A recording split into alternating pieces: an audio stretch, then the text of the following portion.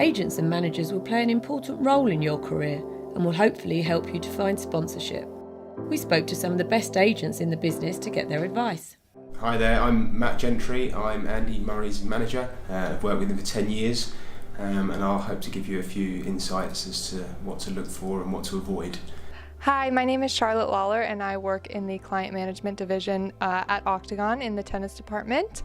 Hello everyone, I'm Vincent Stavo. I'm a tennis agent and I'm already for 20 years on the tour.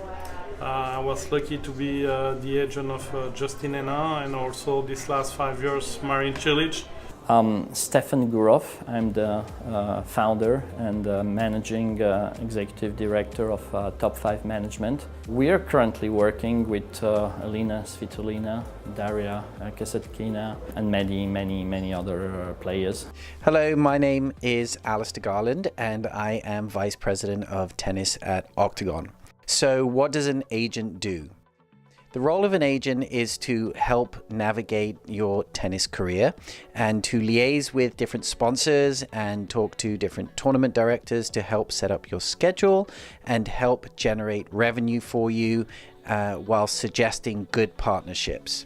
An agent should be there to make sure that you're playing your best tennis and that you don't have to worry about as much off the court. So they'll be there to talk to the WTA or ATP or ITF on your behalf, and they're there just to support you throughout your entire career and advise you on anything from scheduling to potential coaching and physio decisions and sponsorship decisions as well. We asked Jaume Munar, who won the Tennis Europe Junior Masters in 2012, about his agent.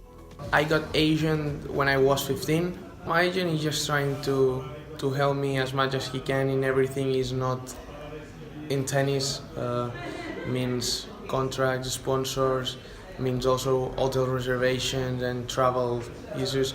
But he's also a supporter. He's a great friend to me, and he's also trying to have me relax outside the court. I think he's a great guy, so I'm feeling really lucky to have all my team with me.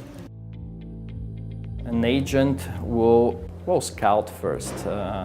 He will track different profiles on different tournaments, and will be at the end when he has in mind the right profile and the player he wants to work with. He will talk to the family, to the player, and try to convince them to work with him.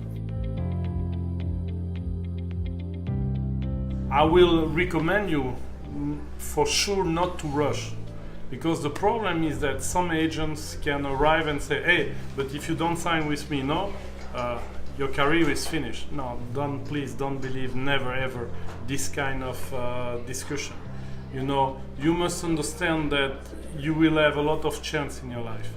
But you must understand also that it's good to try to do the good decision as soon as possible. So you have to learn him, you have to take time to go have lunch with him, with your parents, that everybody discover who is the agent, but please, take your time.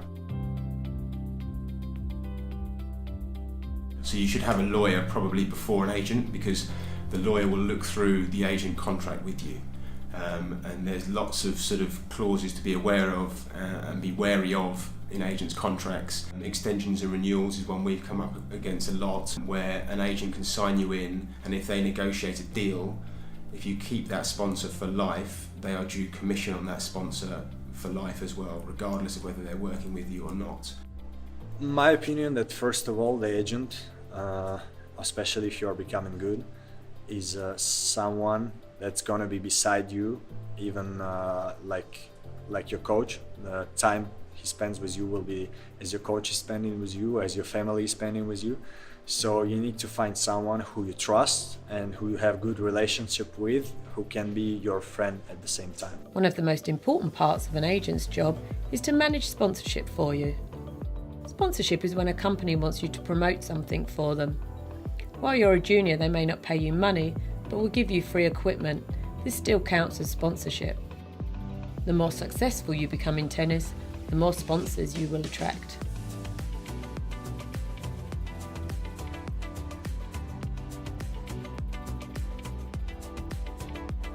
Well, as a sponsor, I believe Adidas is looking for various different features. Of course, you have to have results, but I think there has to be kind of an outlook for a brand, meaning that if they sign and if they decide to sign you as a player, they want to sign with you for a long time and not just for a year or two. So the overall development and your personality plays a very, very, very important role and big part in the signing process, of course, as well as your social media. So make sure not to post anything that could hurt you or harm you. My name is Thomas Bischoff. I'm working for the head racket manufacturer. I'm in charge of the global player program, and also in charge of the whole testing management at Head Racket Sports. We are visiting tournaments, young tournaments, junior tournaments. We try to find kids which have a potential to be a top player. Not only a top player globally, but also a national top player. So we are looking for potential national heroes, but of course potential champions on the ATP and WTA. Of course, you always follow the draw and you check who is winning the tournaments, but that's not the most important. For me, the most important is the potential of a player. So you can see the way he wins, the way he plays or she plays, the technique, how they acting when they are set down, they're fighting until the end. So all this stuff together makes me deciding, do I sponsor, do I not sponsor? Of course, we have to sponsor a lot of players, but also those sponsorships are different from player to player.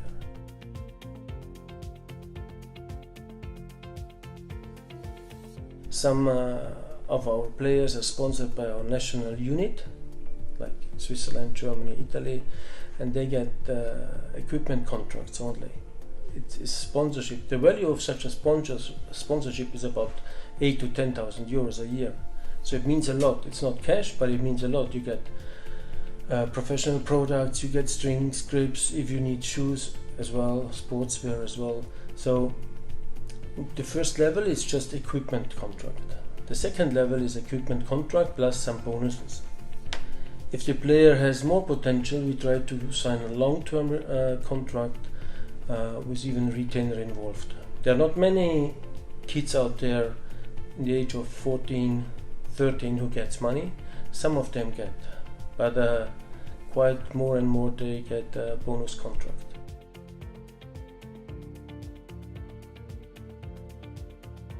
When you start playing at the club or in a smaller region and the parents have not enough money to travel or to buy flights, whatever, then you are looking for sponsorships, and then sometimes you really find guys, private people, they are ready to invest money. I don't say they are all bad, but a couple of those guys, they are just trying to be part of the business afterwards. So they give you whatever, 20,000, 30,000, 50,000. In the end, they want to get, of course they want to get their money back, but some of them, they want like money back all the career the player is playing with, even you are not the sponsor anymore. So these are just things happen, you know, and this you have to make sure that this is not the case in your contracts.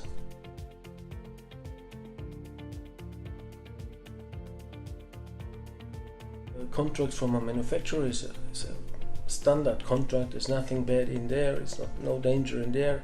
Okay, lifetime is always a question the player or parents have to decide if they want to stick 5 years with a company or only 1 year. But if you get an offer to get sponsored from a private person or an investment company, then of course you should double check your contract with a lawyer.